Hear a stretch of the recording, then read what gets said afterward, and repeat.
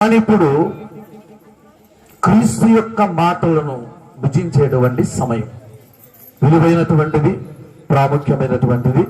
కాబట్టి ఈ రోజున క్రిస్మస్ వర్తమానాన్ని అందించడానికి వచ్చినటువంటి మరి సహోదరులు, ఆయన ఉద్యోగరీత్యా ఆయన ఉద్యోగాన్ని ముగించుకున్న తరువాత మిగిలినటువంటి ఆ జీవితాన్ని సేవా పరిచర్యకి అంకితం చేస్తూ మరి భార్యాభర్తలు ఇరువురు ఈ పనిలో ముందుకు నడుస్తున్నారు. ఈ విషయం మనందరికీ తెలుసు. ఈ సమయంలో ముఖ్య అతిథులుగా పిలువబడినటువంటి మరి సురేష్ గారిని వచ్చి క్రిస్మస్ సందేశాన్ని పంచుకోవాల్సిందిగా ఆహ్వానిస్తున్నాను. అందరూ క్లాప్స్ కొట్టి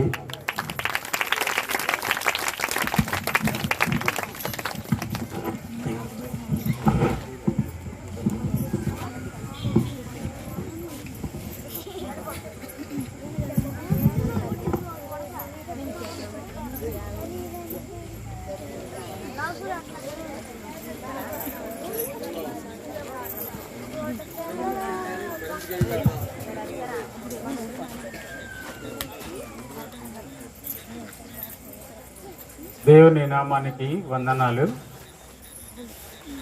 అయ్యగారు చెప్పించారు happy happy Christmas, very merry Christmas. అయితే సంఘం మమ్మల్ని ఎంతగానో ప్రేమించి అనుక్షణం మమ్మల్ని మీ మదిలో ఉంచుకొని మమ్మల్ని ఆహ్వానించి మమ్మల్ని మీ ముందు నిలబెట్టి దేవుని మాటలను వినటానికి ఆసక్తి చూపినందుకు ముందుగా సంఘానికి, సంఘ పెద్దలకు, ప్రతి క్రైస్తవ కుటుంబానికి, సంఘ కాపరి గారి అయినటువంటి నరేష్ కుమార్ గారికి, ప్రతి ఒక్కరికి కూడా పేరు పేరున నా తరపున, నా కుటుంబం తరపున వందనాలు తెలియజేసుకుంటా ఉన్నాను. క్రిస్మస్ గురించి పాస్టర్ గారు చెప్పారు. క్రిస్మస్ అంటే క్రీస్తుని ఆరాధించటం అని చెప్పారు. Christ, CHRISTO, Christ, it's a Latin word. అది ఒక లాటిన్ పదం. క్రిస్టు అంటే క్రీస్తు. మాస్ అంటే ఆరాధన. క్రిస్మస్ క్రీస్తుని ఆరాధించటం, ఇది క్రిస్మస్ యొక్క అర్థం. ఈ క్రిస్మస్ని మనం ఎలా జరుపుకుంటున్నాం అని మనం ఒకసారి ఆలోచించినట్టయితే ఒక్కొక్క దేశంలో ఒక్కొక్క రకంగా ఈ పండుగను ఆచరిస్తారు. అమెరికా లాంటి దేశాల్లో దీన్ని థ్యాంక్స్ గివింగ్ డే అని చెప్పి స్టార్ట్ చేస్తారు. డిసెంబర్ 13వ తారీఖున స్టార్ట్ చేస్తారు వాళ్ళు. అలాగే స్వీడన్ దేశంలో నవంబర్లోనే స్టార్ట్ చేస్తారు. అలాగే మన భారతదేశంలో కూడా మనం నవంబర్లోనే యాడ్వెంట్గా నవంబర్ 25నే మనం మొదలు పెడతాం.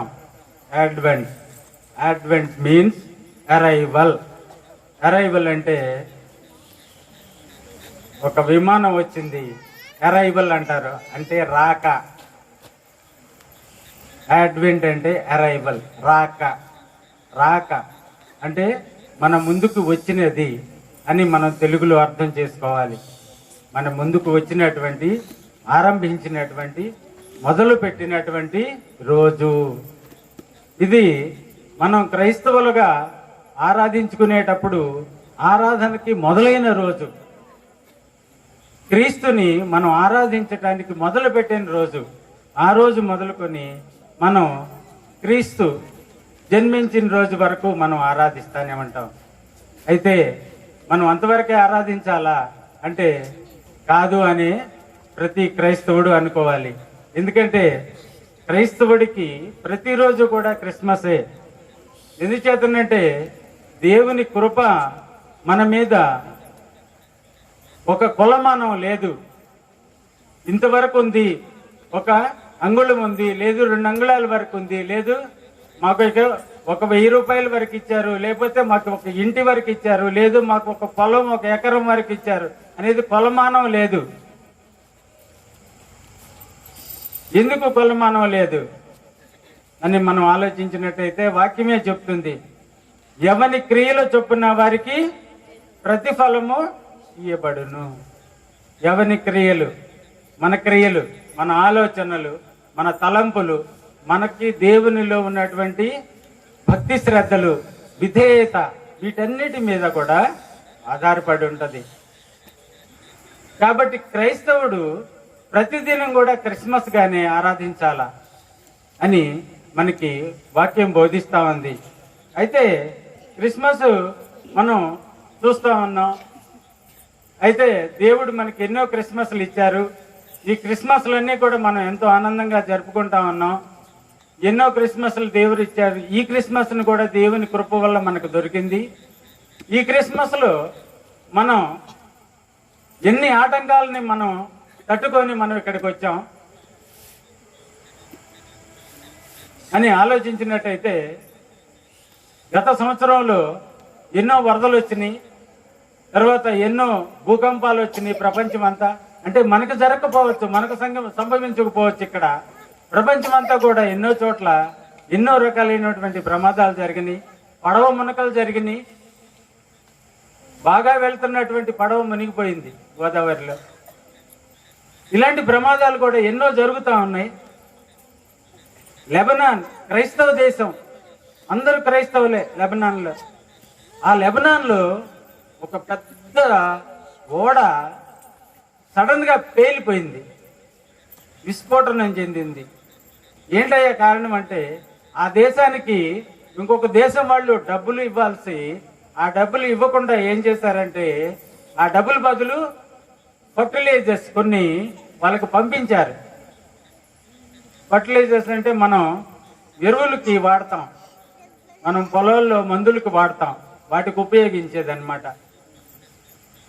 ఆ రా మెటీరియల్ అది ఎక్కువ కాలం అక్కడ నిల్వ ఉంచినందున అక్కడ ఓడ పేలిపోయి, ఆ క్రైస్తవ దేశం అయినా కూడా 5,000 మంది ఇంట్లో పడుకొని ఉన్న వాళ్ళు కూడా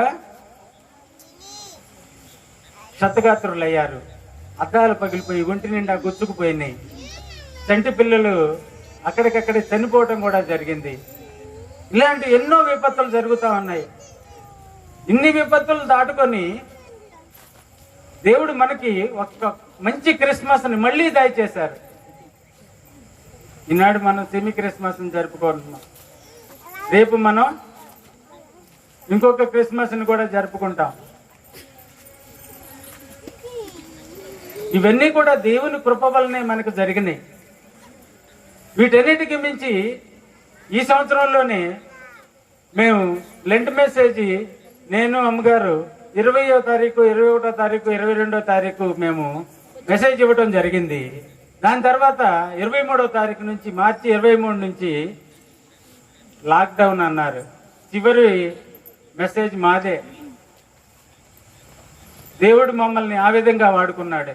మేము అనుకున్నాం, దూరం నుంచి వచ్చాం తండ్రి, మరి అంత దూరం నుంచి ప్రయాణం చేసి వచ్చి ఇక్కడ మేము వృధాగా పడి ఉంటాం, నీకు ఇష్టమా అని చెప్పేసి అడిగినప్పుడు ఇది లేదు అని చెప్పి దేవుడు మమ్మల్ని వాడుకోవటం జరిగింది. సువార్తను ప్రకటించాం అమరావతి గ్రామాల్లో. ఇవన్నీ కృపలే మనకి. ఇలాంటి భయంకరమైనటువంటి కరోనా వచ్చింది. ఈ కరోనాలో ఆర్థిక వ్యవస్థ కుప్పకూలిపోయింది. సాంఘిక వ్యవస్థ లేదు. సాంఘిక వ్యవస్థ అంటే మనిషి మనిషి మాట్లాడుకోవటం. ముక్కుకు గుడ్డ కట్టుకున్నాం, మాట్లాడటానికి ఎదుటివాడికి వినిపించదు. మీరేం చెప్తున్నారో తెలీదు, వాళ్ళు మీకేం చెప్తున్నారో తెలీదు. అలాంటి పరిస్థితుల్లోకి వెళ్ళిపోయాం. దేవుని ధ్యానం లేదు, చర్చిల్లోకి అనుమతించలేదు, పూర్తిగా ఆపేశారు. అయితే ఎందరో యాజకులైనటువంటి వాళ్ళు, మన సంఘ కాపరులు, వారి వారి తెలివితేటల కొద్దీ వాళ్ళు మీడియాను ఉపయోగించుకొని మనకి సరైనటువంటి సదుపాయాలు లేకపోయినా సరే ఒక సెల్ ఫోన్ ద్వారా వీడియో చిత్రీకరించి ఆ మెసేజ్ని అందరికీ పంపించడం కూడా జరిగింది. అది కూడా ఒక దేవుని కృపే. ఇటువంటి పరిస్థితులన్నీ కూడా అధిగమించి దేవుడు మనకు ఒక క్రిస్మస్ని ఇచ్చాడు. ఇవాళ సెమీ క్రిస్మస్, రేపు సంధ్యా క్రిస్మస్, ఎల్లుండి క్రిస్మస్ పండుగ. ఇన్ని మనం జరుపుకోగలుగుతున్నాం. కాబట్టి కృప ఉంది మనకి. ఇలాంటి కృప పొందాలి అని అంటే మనకి ఏం కావాలి? మనకి విశ్వాసం కావాలి. విశ్వాసం లేనిదే కృప లేదు. విశ్వాసం ఎక్కడి నుంచి వస్తుంది? విశ్వాసానికి రూపం ఏంటి? విశ్వాసం ఎలా ఉంటుంది? దాని షేప్ ఎలా ఉంది? అది ఎక్కడి నుంచి నా తెచ్చుకునేదా, కొనుక్కునేదా, లేకపోతే అది మనకి శారీరక సంబంధమైందా, ఆత్మ సంబంధమైందా అని మనం ప్రశ్నించుకోవాలి. అప్పుడే విశ్వాసం అంటే ఏంటో మనకు తెలుస్తుంది. విశ్వాసం గురించి పౌలు గారు మాట్లాడుతా చెప్తా ఉన్నారు, విశ్వాసం లేనిదే కృప లేదు అని మాట్లాడుతా ఉన్నారు ఎఫెసీ సంఘంతో. అలాంటి కృప మనం బైబిల్ గ్రంథంలో ఇప్పుడు యేసయ్య జననం గురించి మనం మాట్లాడుకోవాలని నేను ఆశిస్తా ఉన్నాను. ఇలాంటి విశ్వాసం, కృప ఎవరికి ఉందని మనం ఒకసారి ఆలోచించినట్లయితే, ఆ రోజుల్లో యూదులంతా కూడా చెల్లా చెదరైపోయారు. ప్రపంచం అంతా కూడా చెల్లా చెదరైపోయినటువంటి యూదులంతా కూడా మెస్సయ్య వస్తాడు, మెస్సయ్య వస్తాడు, మెస్సయ్య వస్తాడు అని చెప్పేసి ప్రచారం చేస్తా ఉన్నారు. అదే మొదటి రాకడ, యేసయ్య మొదటి రాకడ. యేసయ్య జన్మిస్తాడు. ఎక్కడ జన్మిస్తాడు తెలియదు. ప్రవచన నెరవేర్పు జరగాలి. ప్రవచన నెరవేర్పు ఎప్పుడు జరుగుతుంది తెలియదు, చెప్పలేరు. కానీ ప్రచారం మాత్రం జరుగుతూ ఉంది. మెస్సయ్య వస్తాడు, ఈ లోక రక్షకుడు వస్తాడు, ఈ ప్రజలందరినీ రక్షిస్తాడు, ఆయనే లోక రక్షకుడు అని చెప్పి మాత్రం ప్రచారం జరుగుతూ ఉంది ఓ ప్రక్కన. ఇంకొక ప్రక్కన యూదులైన కన్యకలందరూ కూడా ఆ రక్షకుడు నా గర్భంలో జన్మిస్తే బాగుంటుంది, నేనే ఆ తల్లినైతే ఎంతో బాగుంటుంది అని ఆలోచిస్తూ ఉన్నారు. వాళ్ళ ఆలోచన వరకే ఉంది, ప్రార్థన వరకే ఉంది. ఇది ఎలాంటి ప్రార్థన? విశ్వాసంతో కూడిన ప్రార్థన, విశ్వాసం ద్వారా కృప వచ్చే ప్రార్థన, కృప ద్వారా రక్షణ వచ్చే ప్రార్థన, రక్షణ ద్వారా నిత్య జీవం వచ్చే ప్రార్థన. ఈ ప్రార్థన ఎలాంటిది? ఈరోజు నీవు నేను ఆలోచించుకోవాల్సిన విషయం. ఈ విశ్వాసంలో ఎలాంటి తత్వం ఉంది? ఈ విశ్వాసంలో ఏం ఆలోచన ఉంది? ఈ విశ్వాసంలో ఏం కోరికలు ఉన్నాయి? ఏం కోరికలు మనసులో పెట్టుకుని విశ్వాసాన్ని ప్రకటిస్తున్నారు? ఇవన్నీ కూడా మనిషి శరీరాన్ని చూస్తాం కానీ ఆత్మని చూసేది దేవుడే.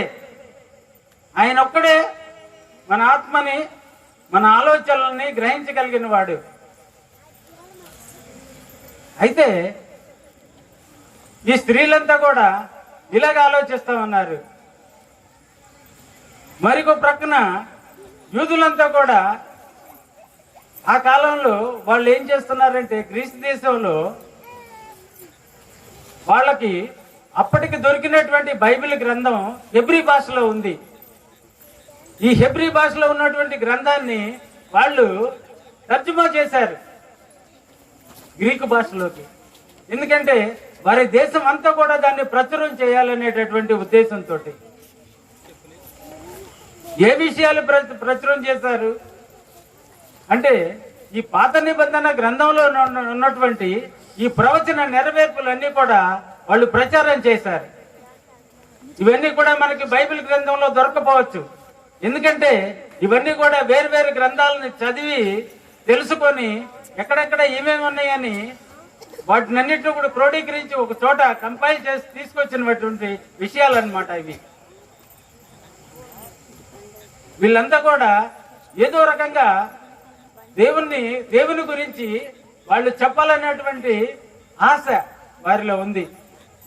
ఆ ఆశ చొప్పున వాళ్ళు అలాంటి ప్రచారం చేశారు. అంతా వాళ్ళ దేశం అంతా కూడా ప్రచారం చేశారు.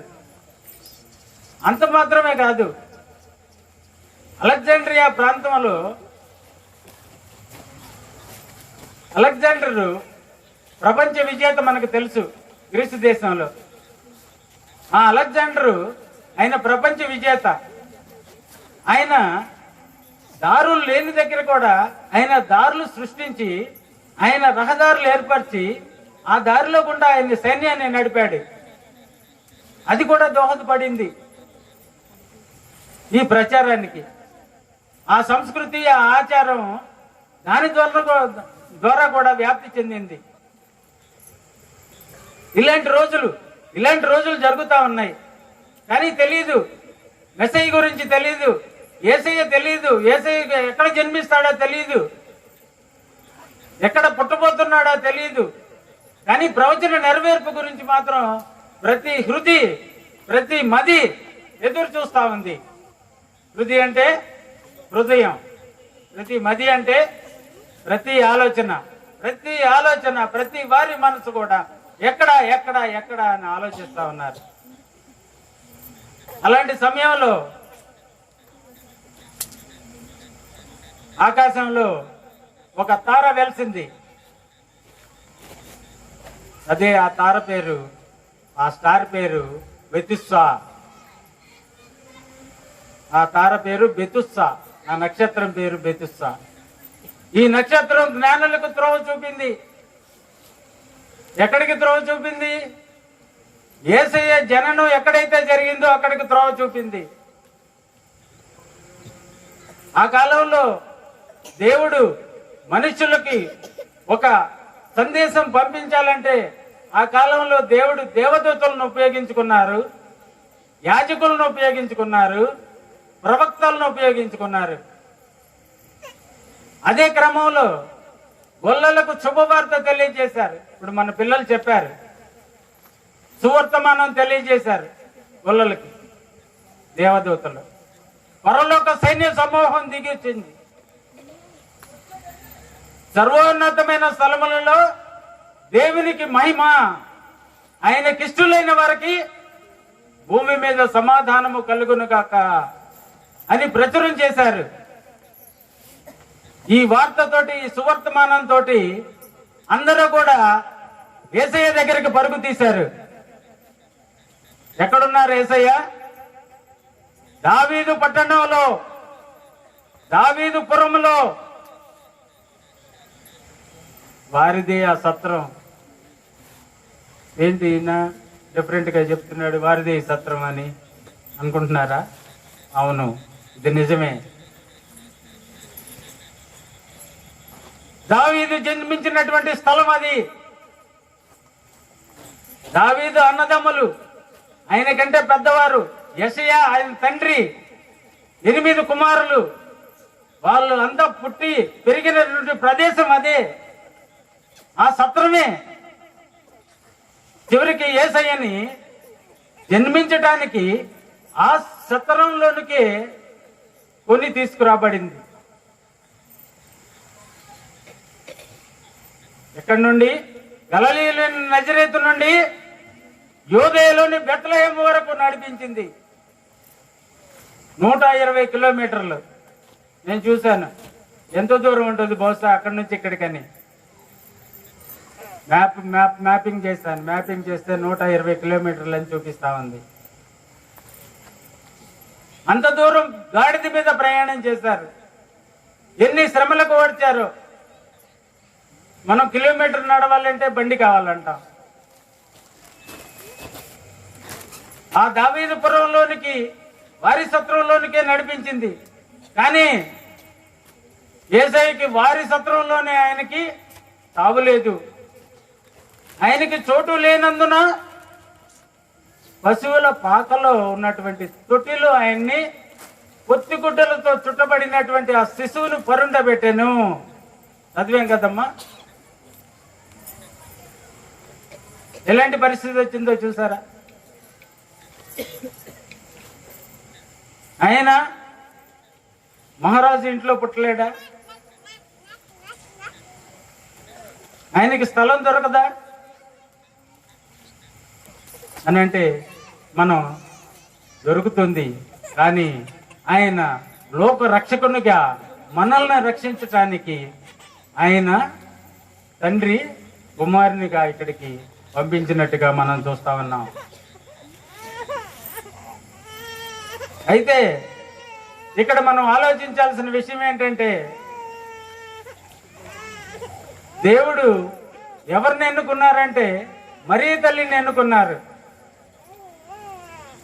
ఈ మరీ తల్లిని ఎందుకు ఎన్నుకున్నారు అని చెప్పేసి మనం ఆలోచించినట్టయితే, మరీ తల్లికి ఒక 3 ఆత్మీయమైనటువంటి గుణగణాలు ఉన్నాయి. ఏంటి ఈ గుణగణాలు అని మనం ఆలోచించినట్టయితే, మరీ తల్లికి రక్షణ అనుభవం ఉంది.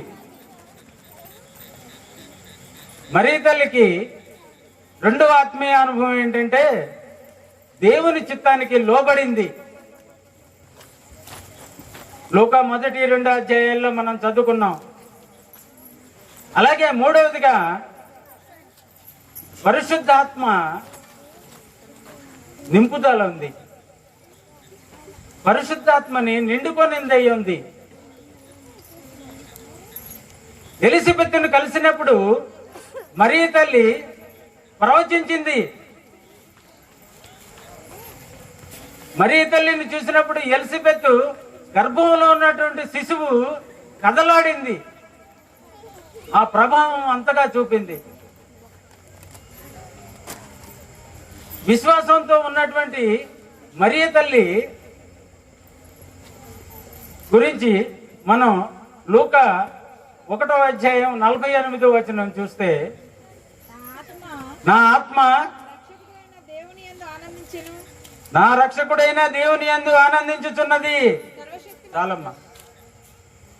నా ఆత్మ నా రక్షకుడైన దేవుని యందు ఆనందించుచున్నది. చూడండి, ఇదే పరిస్థితి ఒక కన్యకు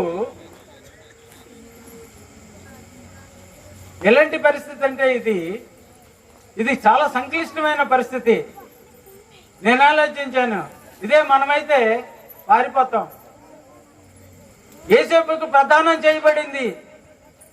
ప్రదానం చేయబడిన తరువాత యూదావారి సాంప్రదాయం ప్రకారం యూదావారు 1 సంవత్సర కాలం మాత్రమే గడువు ఇస్తారు.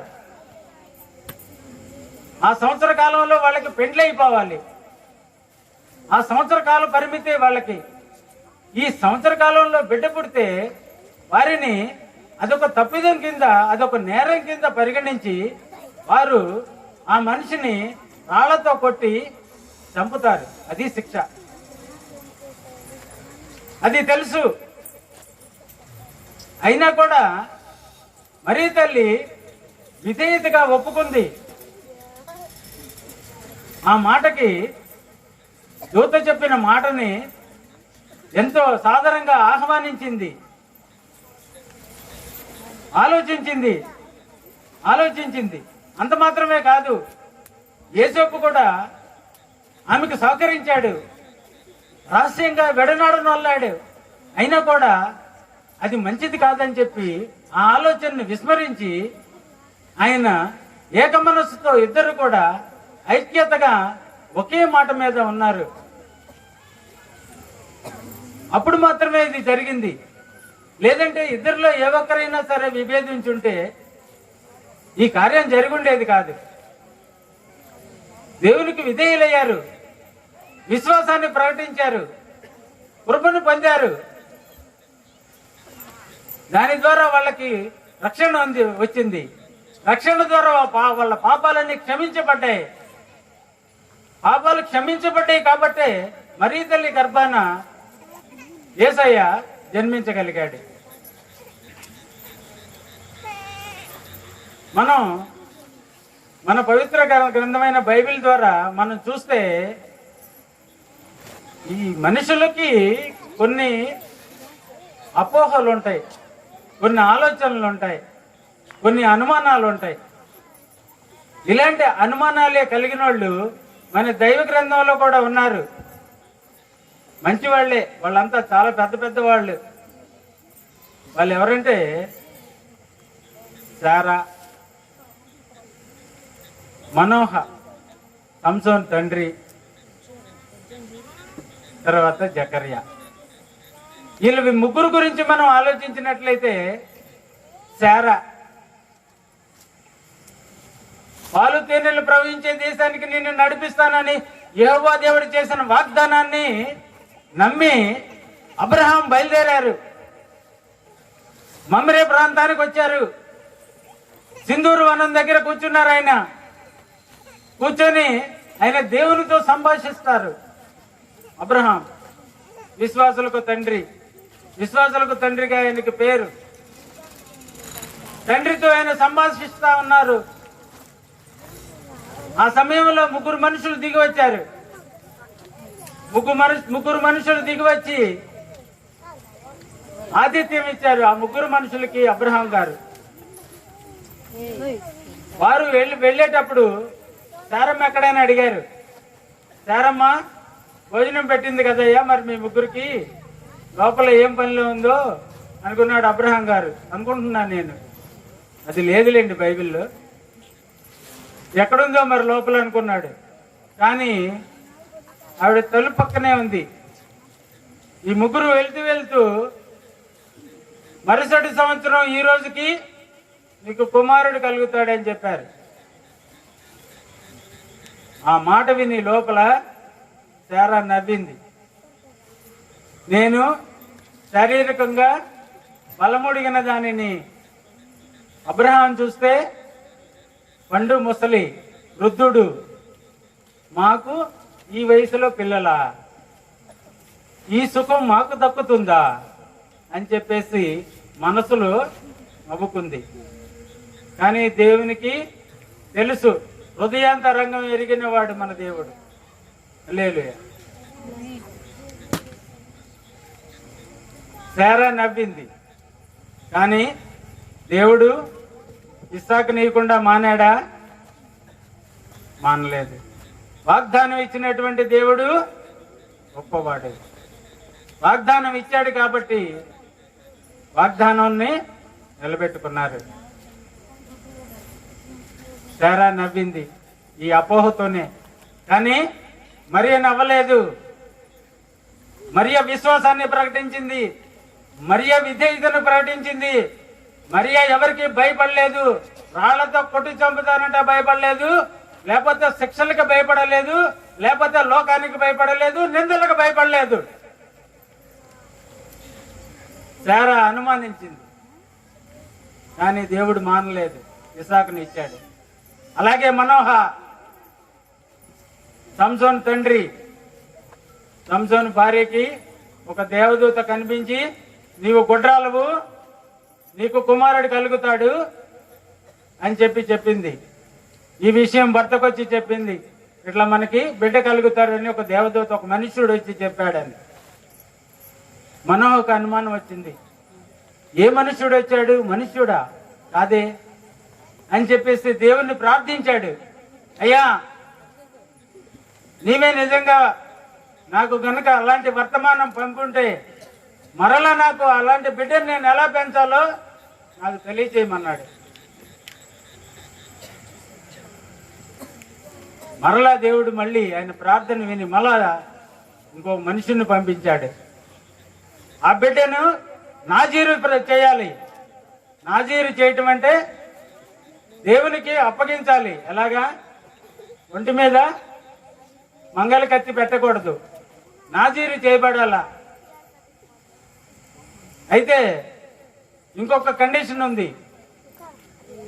ఇశ్రాయేలీలు ఫిలిస్తీన్ల చేతిలో ఉన్నారు. అలాంటి ఫిలిస్తీన్ల చేతిలో నుంచి వారిని అందరినీ విడిపించాలా ఈ బిడ్డ అని చెప్పినప్పుడు సరేనన్నారు. సంతోషించాడు. వచ్చి బలి అర్పణ చేద్దాం దేవునికి అని చెప్పేసి వచ్చాడు. బలిపీఠం దగ్గరకు వచ్చేసి బలిని అర్పించాలని చెప్పేసి బలిని అర్పించాడు. అర్పించినప్పుడు ఆ యొక్క అగ్ని జ్వాలల్లో నుంచి ఆ దేవదూత ఒక్కసారిగా ఆరోహణమైపోయింది.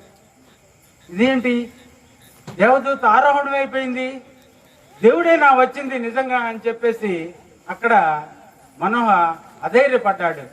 ఏమనుకున్నాడు, నేను నిజంగా దేవుణ్ణి చూచాను ప్రత్యక్షంగా, అయితే నేను ఇక బ్రతకను, మన ఇద్దరం చనిపోతాం అని చెప్పి భార్యతో చెప్పాడు.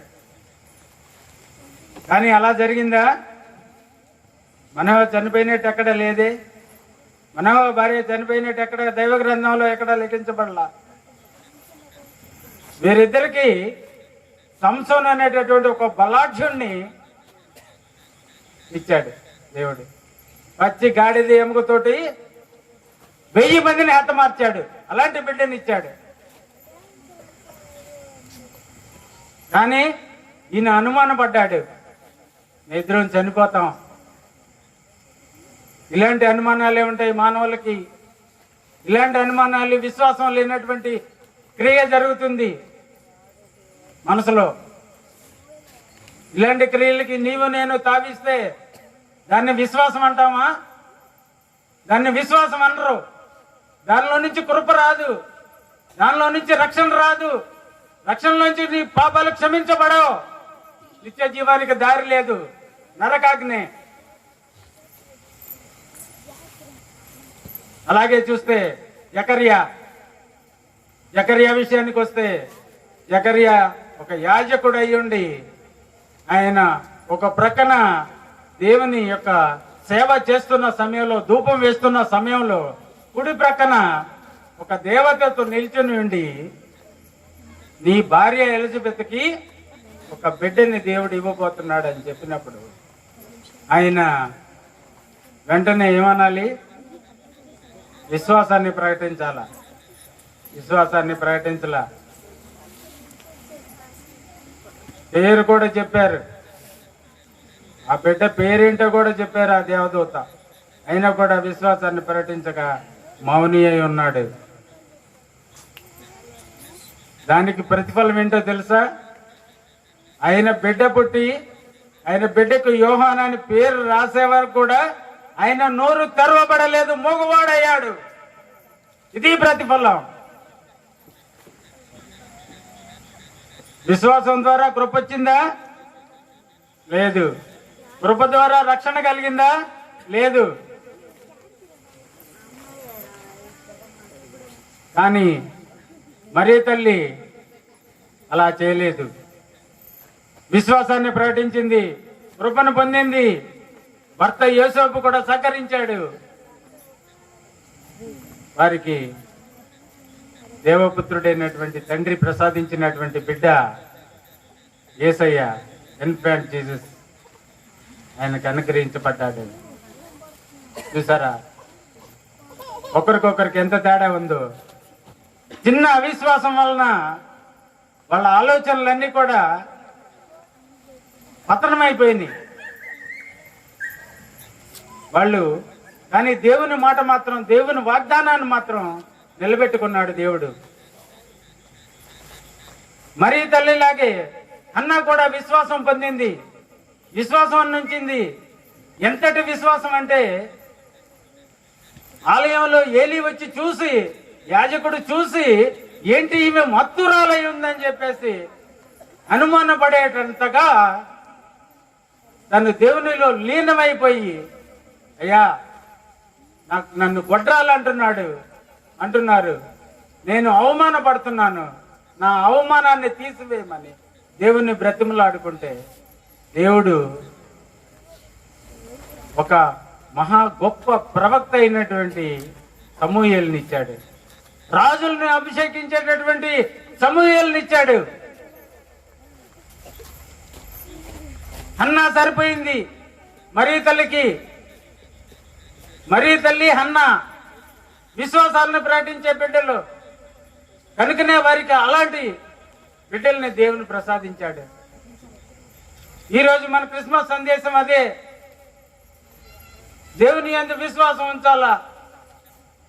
ఆయన ఏం చెప్పారు, ఆయన వాక్యం ఏంటి, ఆయన వాక్యం ద్వారా మనం ఏం ప్రతిఫలం పొందాం అని చెప్పి మనం ఒకసారి ఆలోచన చేసుకోవాలా. ఈ ఆలోచనలో నుంచి పుట్టేదే మనకి విశ్వాసం. ఆ విశ్వాసం ద్వారానే మనకి కృప వస్తుంది. ఆ కృప ద్వారానే మనం రక్షణ పొందుకోగలుగుతాం. ఇలాంటి రక్షణని మనం దేవుణ్ణి అడుగుతూ ఉండాలి. అయ్యా, నేను విశ్వాసం ఉంచాను నీ మీద, నాకు ఎన్ని ఆపదలు వచ్చినా నువ్వే కాపాడావు, నేను ఎన్ని కష్టాల్లో ఉన్నా మీరే నన్ను కాపాడారు అని ఆయన్ని ఆనుకొని ఉన్నావా? ఆయన్ని విశ్వసిస్తున్నావా? ఎంతవరకు మనం విశ్వసిస్తున్నాం? మన గిరిగీసుకొని మన ఆలయం వరకు ఉంటున్నామా? లేదు, మన ఆలయం ప్రాంగణం దాటి మనం బయటికి వెళ్ళామా? ఇంకా మన సువార్తను ఇంకా 10 మందికి ప్రకటించామా? ఇంకా మన ఆలోచన ఎలా ఉంది? ఇవన్నీ కూడా మనం ఆలోచించాల్సిన విషయం ఆసన్నమైంది. దేవుని కృప మనకి మెండుగా నిండుగా రావాలని చెప్పేసి ఈ క్రిస్మస్ సందేశాన్ని మనకి ఇస్తా ఉంది. అలాగే మనం కనుక చూసినట్టయితే ఈ యొక్క రోమా 12వ అధ్యాయం 1వ వచనం చూస్తే, కాబట్టి సహోదరులారా, రోమా 12:1. కాబట్టి సహోదరులారా, పరిశుద్ధమును దేవునికి అనుకూలమైన సజీవ యాగముగా మీ శరీరములను ఆయనకు సమర్పించుకొనుడని దేవుని వాత్సల్యమును బట్టి మిమ్మల్ని బతిమాలు కొనుచున్నాను. చాలమ్మ. ఇక్కడ చెప్తున్నారు, పౌరు వారు చెప్తున్నారు, ఇక్కడ మీకు దైవ చిత్తం ఏంటో మీరు తెలుసుకోవాలా. ఫస్ట్ మీరు దేవుడు ఏమి చెప్తున్నాడు, మనం ఏం చేస్తున్నాం, ఆ ఆలోచన ఎలా ఉంది, మన ఆలోచన ఎలా ఉంది, మన ఆలోచన దేవుని చెంతకి చేరేటట్టుందా లేదా, మన ఆలోచన మన విశ్వాసం దేవుని చిత్తమై ఉందా లేదా అని మనం ఆలోచించి మనం చేయాల్సిన పనులు. ఇది దేవుని చిత్తం గురించి చెప్తూ ఇక్కడ సజీవ యాగముగా మీ శరీరమును సమర్పించుకొనడి. సజీవ యాగంగా మన శరీరాన్ని సమర్పించుకోవాలి. పూర్తిగా మనం కొంత భాగం అటు కొంత భాగం ఇటుగా మనం ఉండకూడదు. అంటే 2 పడవల మీద కాళ్ళు అంటాం. కొద్దిసేపు లోకాచారం, కొద్దిసేపు ఆధ్యాత్మిక ఆచారం. గుళ్ళోకి వచ్చినప్పుడు దేవుడు, గుడి బయట బాహ్యమైనటువంటి ఆలోచనలు, క్రియలు, వాటిని గురించే చెప్తున్నాడు ఇక్కడ. సజీవయాగముగా మా శరీరము సమర్పించి సంపూర్ణ సిద్ధి నొంద శుద్ధాత్మను సగితివి.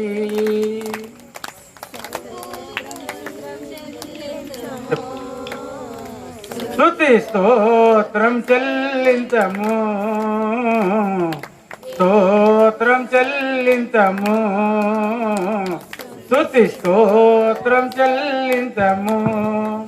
యేసునాథుని మేలులు తలచి స్తోత్రం చెల్లించము, స్తుతి స్తోత్రం చెల్లించము.